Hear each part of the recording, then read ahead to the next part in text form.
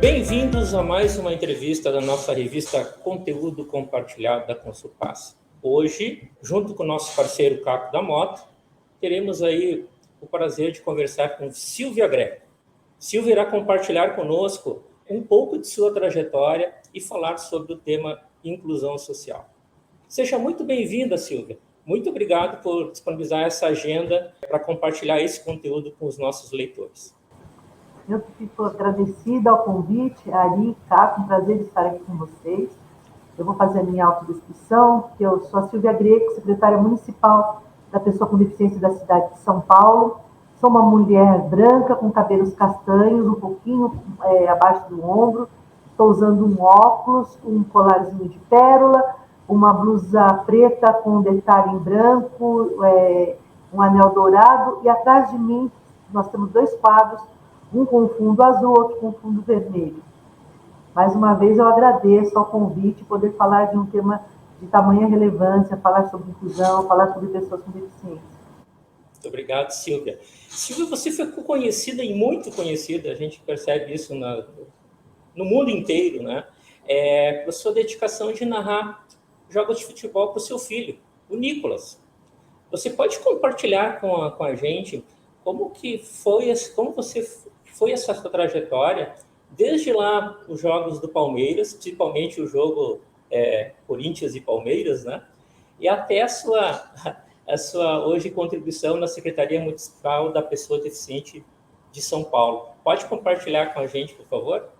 Pois é, Ari, eu sempre estive aos jogos com o Nicolas. Primeiro dia que ele foi ao jogo, aliás, fez 11 anos agora, foi em março de 2012, e o Nicolas assistindo Palmeiras e São Caetano no Pacaembu. Ele ainda não estava muito bem definido que time ele torceria, mas saiu de lá gritando porco. E daí em diante, todos os meses, durante esses 11 anos, eu continuei levando o Nicolas para assistir aos jogos do Palmeiras, que tornou uma paixão para ele. E no começo, eu colocava um radinho, um fone de ouvido, mas ele ficava muito entusiasmado com a torcida e ele tirava. Aquilo me incomodava um pouco pelo fato de ele estar pulando e não saber por que ele estava ali naquela torcida, com todo mundo na hora que gritava gol ou não. E eu comecei sutilmente a narrar aos poucos tudo o que estava acontecendo. E foi passando o tempo, ele estava pedindo mais, né? Então fala mais, e não quero fone, fala mais. Eu precisei até me aprimorar um pouco para saber o que é um tiro de meta, um escanteio, uma lateral, para poder falar realmente o que estava acontecendo naquele jogo. Então, isso tornou uma rotina na nossa vida durante todo esse tempo, até que nós estávamos num jogo de Palmeiras e Corinthians, mero detalhe que o Palmeiras ganhou por 1-0, foi num jogo até que polêmico, porque o Davidson deu aquela piscadinha quando ele fez o gol, e então era um jogo até tenso, um clássico é clássico. Mas no campo tinha um jornalista gaúcho, Marco Aurélio Souza, da Rede Globo, estava transmitindo ao vivo ao jogo e ele percebeu que eu estava narrando para o Nicolas. Então, no intervalo, ele foi próximo a nós dois e perguntou se eu estava narrando, se o Nicolas tinha alguma deficiência, porque estava demonstrando isso. Eu disse que sim, né, que ele era cego, autista, que era comum eu estar ali no estádio. Então, logo que voltou a partida, o Kleber Machado, conversando com o Marco Aurélio, contou aquela cena que ele tinha visto e não se falou mais da partida de Palmeiras e Corinthians. No outro dia, a mídia nacional, internacional, começou a nos procurar, queria saber quem era aquela mãe que estava narrando o jogo para o filho Nicolas. Isso teve uma repercussão muito grande, fiquei até um pouco assustada, porque eu passei a noite assim recebendo mensagens do mundo inteiro, de todos os jornais, grandes jornais esportivos do mundo, querendo saber a nossa história.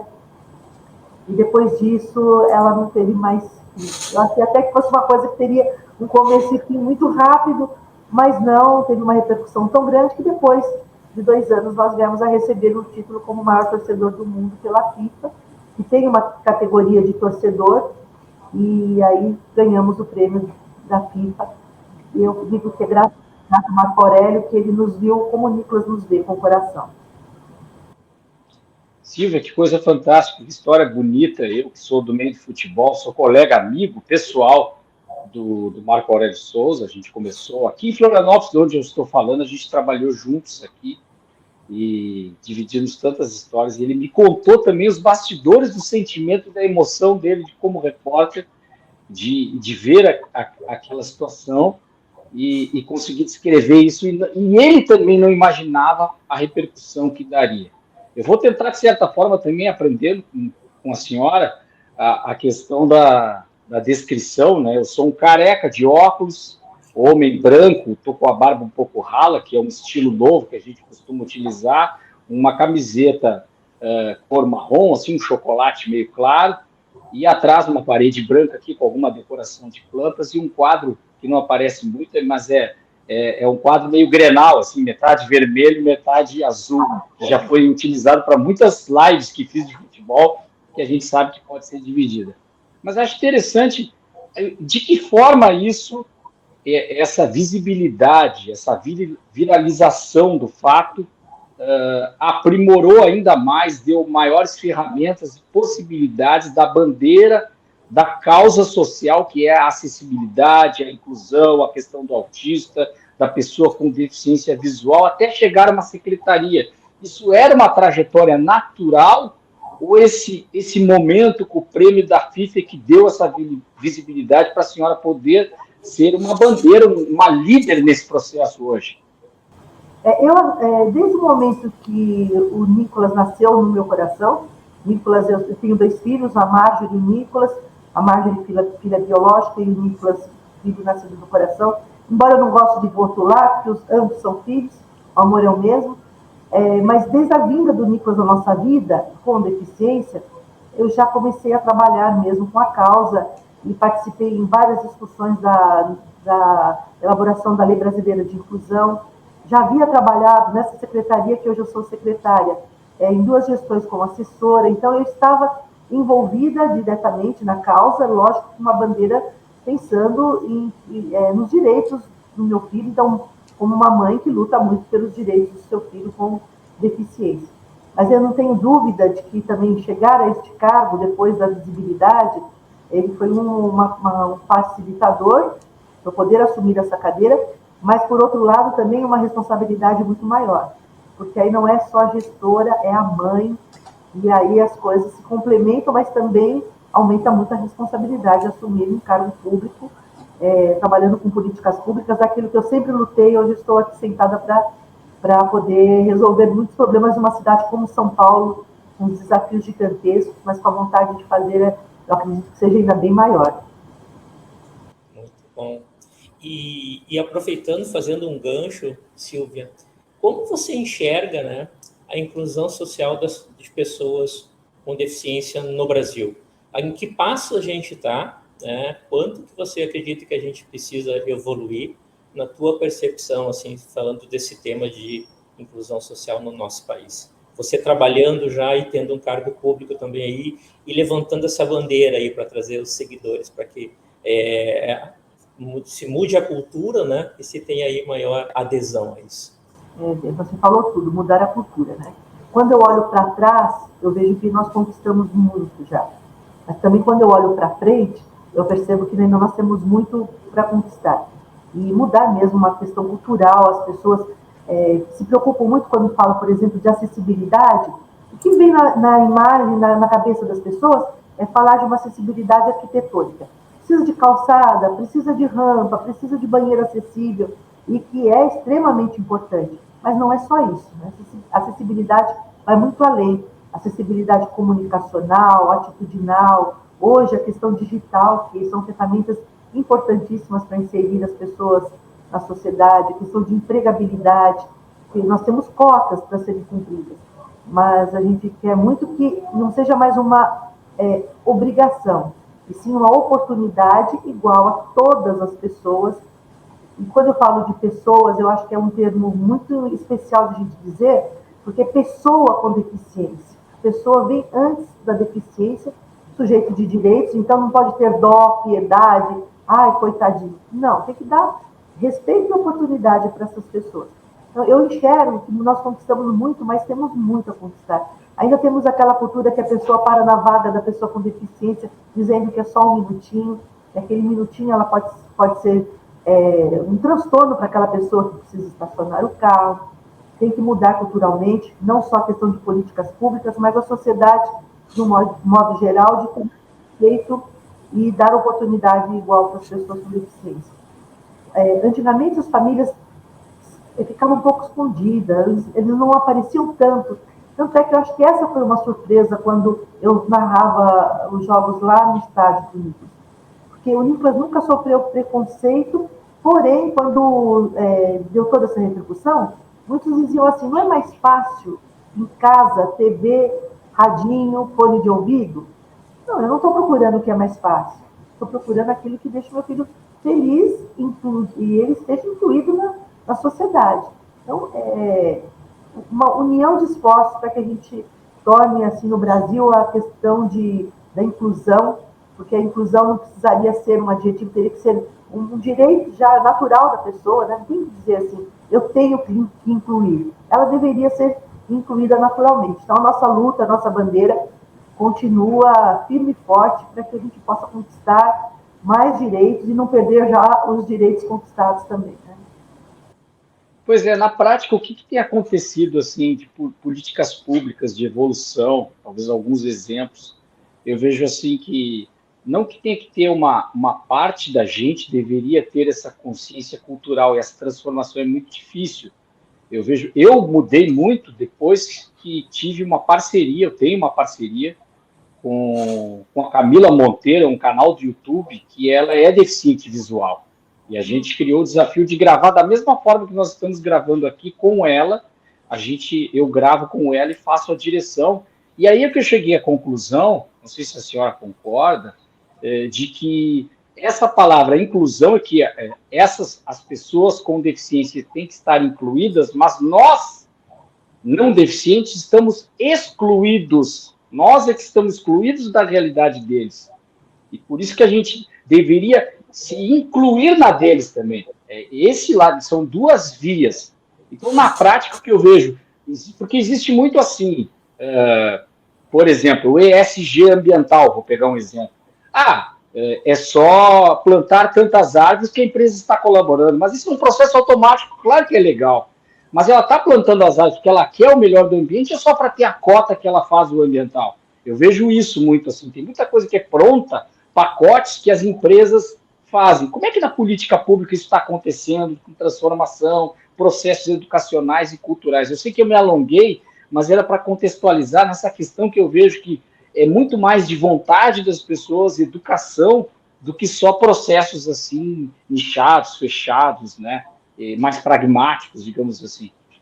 A própria lei brasileira de inclusão, a existência da lei fez com que houvesse várias mudanças, quebras de paradigmas, várias barreiras atitudinais, foi um avanço grande.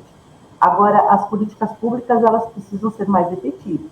Quando a gente fala de educação, hoje não dá para falar de educação sem falar de uma educação inclusiva, que a pessoa com deficiência possa estar frequentando a mesma sala de aula com as mesmas condições, com ferramentas, com toda a equipe educacional preparada para isso. Então, nós temos que cada vez mais capacitar os profissionais para poder receber esses alunos com deficiência, são alunos, são estudantes, antes da deficiência.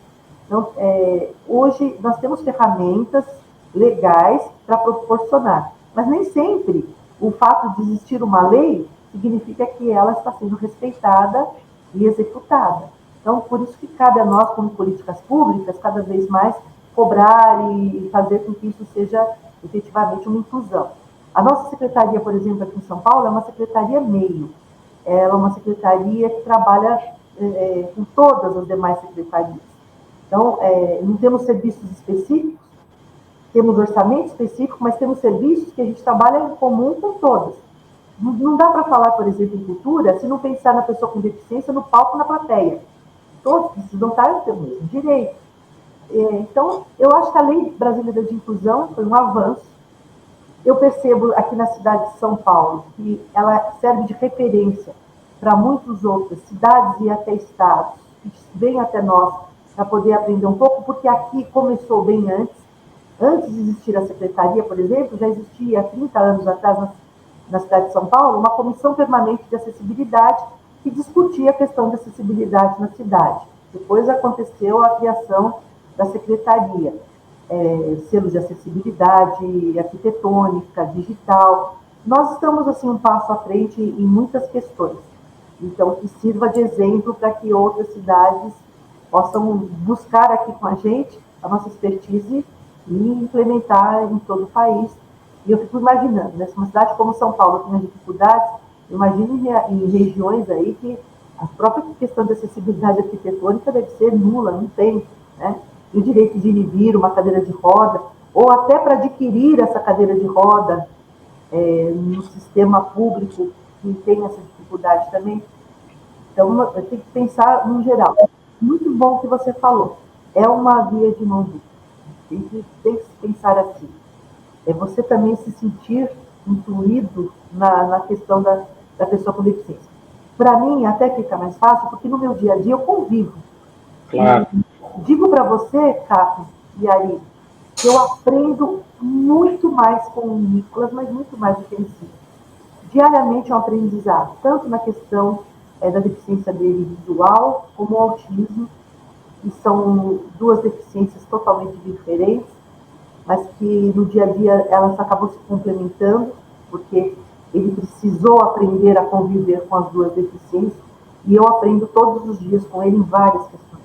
A gente falou, você compartilhou com a gente, Silvia, que existem desafios da Secretaria para serem enfrentados aí, para que a gente consiga estar sempre promovendo, né, esse tema da inclusão social. Na sociedade, enfim, no Estado, colocar isso como o bom senso, né, que, de certa forma, das pessoas terem aí esse lado da inclusão social. Mas quanto ao setor privado, Silvia, falando das empresas, né, e o setor privado, como você vê e qual é o papel do setor privado das empresas da inclusão social de pessoas, né, no mercado de trabalho, principalmente na cidade de São Paulo? A gente sabe aí que existem algumas legislações quanto a isso, mas como que você vê e como que a gente poderia evoluir, se é necessário, né? Qual é a tua percepção sobre esse tema de setor privado e inclusão aí social no mercado de trabalho? Olha, só na cidade de São Paulo nós temos cerca de 1 milhão de pessoas com deficiência. Então, quando você fala, tem que falar de empregabilidade, mas eles também são consumidores em potencial, não podemos esquecer disso.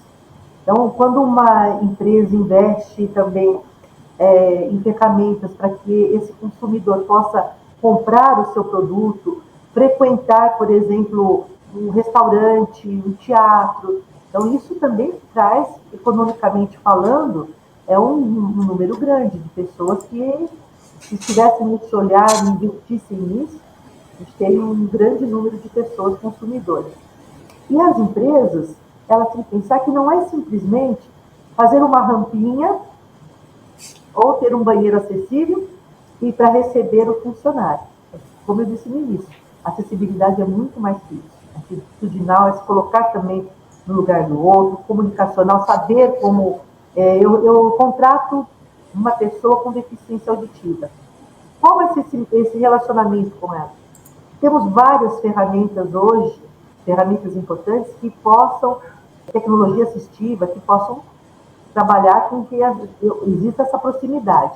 Então, cumprir cotas é o básico, mas não é preciso dar oportunidade, porque as pessoas têm o mesmo potencial, tem que buscar talentos, não simplesmente colocar ali para separar uma pasta, vou colocar no arquivo. Não, tem que dar oportunidade igual. Nós temos muitas pessoas formadas, universitários. Aqui na secretaria, por exemplo, o nosso procurador, ele é uma pessoa cega de nascença e passou no concurso público aqui no município de São Paulo, em 3º lugar. Ele veio com guia trabalhar. Ele não é nem da cidade de São Paulo, veio do interior de São Paulo, mora sozinho, se vira, transporte público. Então, olha só, tem potencial para isso. Então, temos que incentivar que as empresas possam contratar, dar empregabilidade para essas pessoas. Aqui nós temos um programa que se chama Contrato SP, que nós fazemos no ano várias edições de feira de empregabilidade para poder buscar a vaga e já com o perfil da pessoa, e aí já trabalha junto para ter essas pessoas incluídas aí na questão de emprego, geração de emprego e renda. E tem que ampliar cada vez mais e ter esse olhar. Mas eu não deixo de falar também sempre na questão comercial mesmo, que as pessoas, por exemplo, um cego entra para uma loja de material esportivo para comprar um tênis. Como que aquele funcionário vai chegar e oferecer, por exemplo, qual tênis? Ele vai simplesmente chegar e falar, esse aqui o preço é tal, esse aqui... Não. Ele fala o material, a cor, ver o que ele está buscando, é para uma ginástica, é para... como uma outra pessoa qualquer, né? E aí ele vai conseguir, com certeza, numa próxima vez, essa pessoa, se ela for tratada com esse respeito, ela volta para consumir naquele mesmo lugar, porque ali teve uma questão atitudinal importante para o seu dia a dia, para a sua vida. São várias ferramentas que são possíveis hoje, de tecnologias, que a gente pode facilitar a vida dessas pessoas que estão inseridas no mercado de trabalho e também como consumidor. E que é interessante é que se as pessoas também se incluindo mais na questão da acessibilidade, facilitando a vida de quem tem a deficiência, elas também vão ter uma outra habilidade para o mercado de trabalho que está sendo uma exigência daqui a pouco na frente, né? Ela ser uma pessoa, um vendedor que saiba como que se atende, talvez não ter ruídos, muito barulho numa loja quando entra alguém que tem a corzinha do autista, né? A pulseirinha ou o símbolo do autista, coloridinho aquele, então a loja já tem ali a indicação, há uma pulseirinha, as pessoas têm uma sinalização de que aqui a gente sabe como é que funciona. O próprio deficiente visual, existe uma comunicação que a Camila, que eu falei, me disse que é muito comum. Ela vai com a mãe dela comprar um produto, uma roupa, a pessoa começa a mostrar a roupa para a mãe dela e diz assim, será que essa... E ainda fala a cor, será que essa azul aqui? Ela diz, é só falar para mim aqui. Tudo bem, eu não enxergo, mas eu não sou surda. Pode falar. A pessoa não ela até não se ofende, ela fala com educação, mas diz que as pessoas realmente na cultura não estão preparadas para essa comunicação. Aí fala com a mãe dela, em vez de falar com ela, porque ela que sabe o que ela gosta, de que cor que ela gosta, enfim. Aí a mãe ajuda a descrever, enfim, elas chegam ao momento. Mas é interessante. O que eu gostaria de saber é a respeito da facilidade, e se existem projetos, porque eu gosto muito dessa área, a facilidade que o esporte aproxima as pessoas com deficiência, com dificuldade, em termos de mercado mesmo, de possibilidades, de competições, de Olimpíadas, integração. Eu já participei de uma Olimpíada da Paz, fiquei muito amigo do João Guilherme, que até hoje eu falo com ele, lá em Campina Grande, ou aí em Campina Grande, se ele está nos assistindo. Ele tem síndrome de Down, quer ser um comentarista, ele é muito legal. De que forma o esporte pode estar integrado, porque até que foi ele que criou toda essa possibilidade do Nicolas ser conhecido, enfim, de mostrar que alguém que tem deficiência pode estar no estádio. Como é que o esporte pode participar até nessa cruzada de secretarias, né? Secretaria da Inclusão, da Deficiência com o esporte? Olha, como que funciona? Pode ver que a Paralimpíada, ela é um evento mundial que as pessoas se surpreendem, né, da capacidade, e não é uma questão de superação, não. É uma questão de as pessoas terem oportunidade de serem treinados e aquele potencial. E o esporte transforma a vida das pessoas totalmente, tanto na arquibancada como na prática esportiva. Aqui na cidade de São Paulo tem o Centro Paralímpico Brasileiro, que é referência. Eu vou dizer uma coisa, muitas pessoas vêm e falam assim, eu estou no Brasil porque é de primeiro mundo o nosso Centro Paralímpico, que vem pessoas do mundo inteiro. Aliás, eu e o Nicolas somos padrinhos da FADEVI, que é uma instituição de jogos de 5, que é futebol de 5 para cegos, que é de Campina Grande, você falou, né? Então, vou aproveitar para falar disso também. Nós temos que incentivar bastante as atividades esportivas, e aqui na Secretaria de São Paulo nós temos uma parceria gigantesca com a Secretaria de Esporte, estimulando atividade. Por exemplo, tem esse skate para pessoas... O rapaz veio aqui se apresentar, eu não acreditei, porque ele era cego. Primeiro ele conhece a pista com a bengala, e depois ele anda naquela pista sozinho. E não foi uma pista que ele já conhecia. nós estávamos num lugar que era novidade para a gente. Ele andando de skate naquela pista, eu falei, meu Deus, né? O que é isso? Então temos que incentivar cada vez mais práticas esportivas para as pessoas com deficiência. Sabe que na equipe do Palmeiras feminina a gente tinha uma jogadora, a Stephanie, surda, e foi de uma tal forma importante que até o apito, porque como ela ia saber? Então, eles faziam, era tudo uma combinação entre todo mundo, como que seria essa comunicação entre elas para saber, por exemplo, que estava apitando uma falta. Tiveram que se adaptar dentro do contexto ali no campo para essa menina poder jogar bola. Então é assim, todo mundo se unindo e buscando formas de que essas pessoas sejam integradas, incentivar muito ao esporte, porque o esporte é transformador. Ele, quando é em equipe, aprende a trabalhar em equipe também entre pessoas. É importante isso, porque normalmente a deficiência ela se torna a pessoa um pouco solitária muitas vezes, né?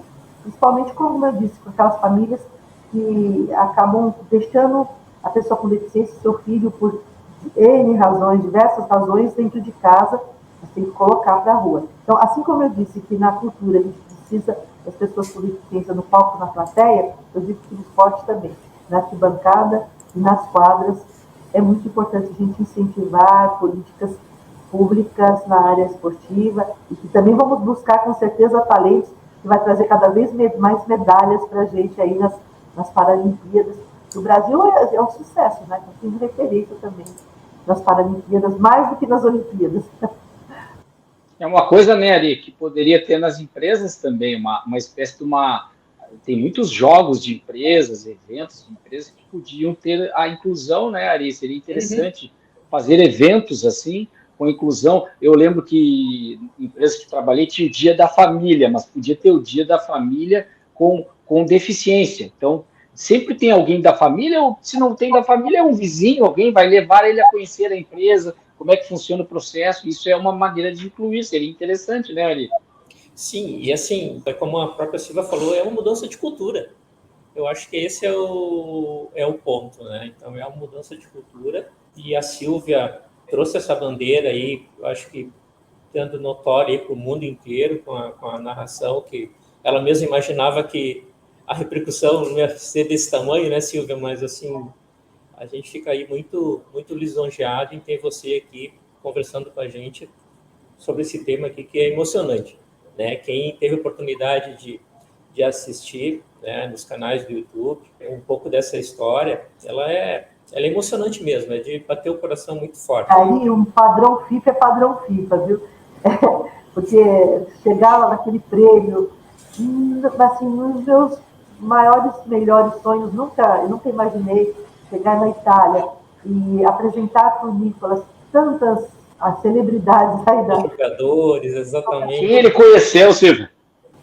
Então, e nós recebemos o prêmio, e logo em seguida aparece aquela time, né, do ano, os jogadores, são vários, né, da FIFA. E aí nós já estávamos nos bastidores quando eles estavam prontos para entrar. E aí o Alisson e o Marcelo Tuel, que também faziam parte, na hora que nos viram, eu falei, nossa, eu queria tirar uma foto. O Marcelo Tuel falou, de jeito nenhum, quem quer tirar foto aqui somos nós.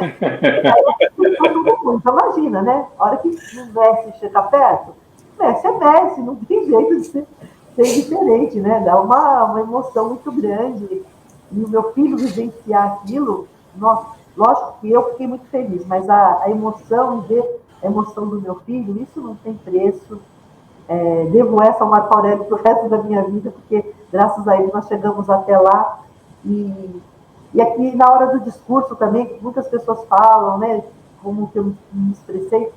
Eu confesso que eu não sabia que eu teria fala, e na hora que eu recebo o prêmio, a moça aponta o microfone, meu joelho batia um no outro de nervoso. Eu sempre dou meu braço para o Nicolas, né, como apoio, e naquele momento eu segurei no braço dele. Eu falei, agora, o que eu faço, né? Como é que falar para o mundo do futebol, e saber que está na imprensa do mundo todo, e ter que falar alguma coisa. Mas ali eu realmente deixei falar a voz do coração e assim, deixei um recado mesmo. E eu repito muito essa frase, né? Que a pessoa com deficiência precisa ser amada, respeitada e incluída, porque é isso, né? Então, foi uma oportunidade única, e até hoje nós temos contato com a FIFA, eles nos convidam para eventos, nós já participamos de reunião para falar sobre estádios acessíveis no mundo.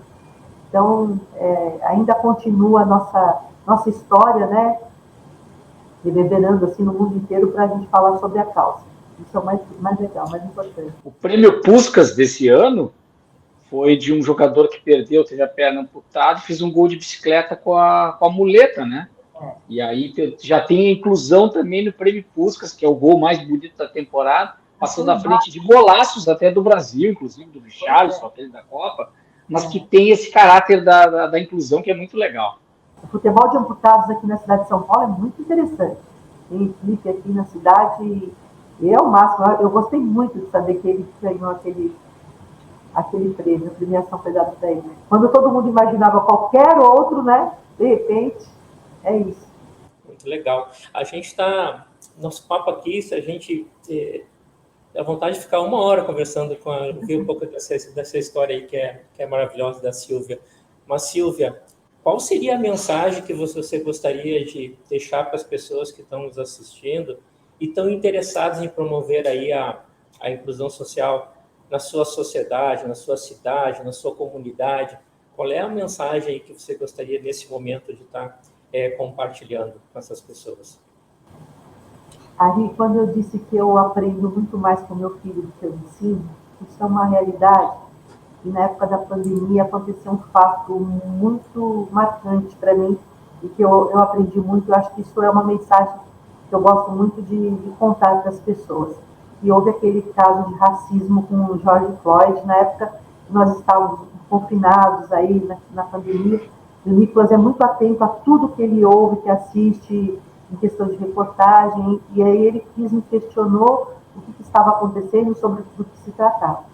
E foi uma saia justa na minha vida, porque como eu iria explicar para o meu filho que nasceu cego, que é uma questão de racismo, a intolerância, o desamor, né? Que ainda existe hoje na humanidade pessoas que têm esse tipo de atitude em relação a isso, e até em relação, muitas vezes, a pessoa com deficiência. Eu precisei respirar para poder explicar para ele do que se tratava. E eu acho que ali foi uma lição. E talvez a humanidade precisasse mesmo ter os olhos do coração, enxergar como ele enxerga. Para ele não ter o branco e o preto, o gordo, o magro, o homem, a mulher, não tem. Tem pessoas, né? Então, pessoas que são, que tratam bem, que tem uma outra questão de aproximação dele, é assim que ele enxerga as pessoas. Então, eu acho que é isso que a gente precisaria, que as pessoas, em relação também às pessoas com deficiência, tivesse esse olhar de que a pessoa não tem o preconceito capacitista, enxerguem a essência de cada um, e essa foi a maior lição que eu pude aprender com meu filho, que tive dificuldade de explicar para ele, um caso, e infelizmente tem intolerância hoje na humanidade. Eu acho que é isso, a humanidade precisava enxergar como ele, enxergar com o coração. Eu tenho certeza que a gente não precisaria estar falando hoje sobre inclusão, seria uma coisa natural que ia acontecer na sociedade no geral. Né? Esse é o recado que eu gostaria de deixar, foi um grande aprendizado para nós. Bom, essa mensagem ela é marcante, eu acho que foi uma das melhores mensagens que a gente já ouviu aqui nas nossas entrevistas, tá, Silvia? Primeiro, agradecer também de coração, né, a Consupaz, aí te agradece de coração por ter proporcionado para nos ensinar isso tudo que você compartilhou com a gente, para os nossos leitores. Para nós também é um aprendizado, né? A gente é muito favorável a essa causa, né? Então, assim, e acho que é papel de todos nós sempre estar fazendo engajamento das pessoas, né? Compartilhando esses temas aí para, como a gente disse, é uma forma de mudança cultural, que a gente sabe que mudar a cultura tem esforço e precisa um pouco de tempo, né? E eu acho que aos poucos aí teu esforço está sendo significativo para que a gente consiga fazer realmente uma mudança de cultura das pessoas e que sintam com o coração. Acho que esse é o grande ponto, tá? Caco, algum ponto para comentar nessa nossa entrevista? O comentário é pequeno porque não tem palavras para descrever o tamanho do coração da Sílvia Greco. e também do Nicolas, agradecer a ele também por ter transformado ela, né? E não tem muito o que comentar.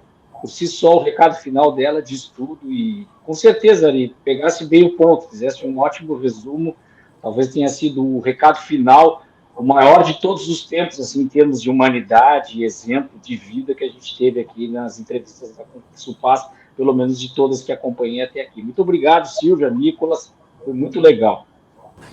Obrigada, viu? Obrigada pelo carinho, pelo convite. E é isso, muitas pessoas falando a respeito do tema, a gente vai mudar essa questão cultural com o tempo, não tem problema. A gente não tem pressa, a gente quer que aconteça. E vocês estão fazendo isso. Muito obrigada por essa oportunidade. A gente que agradece. Um grande abraço, Silvia. Muito obrigado.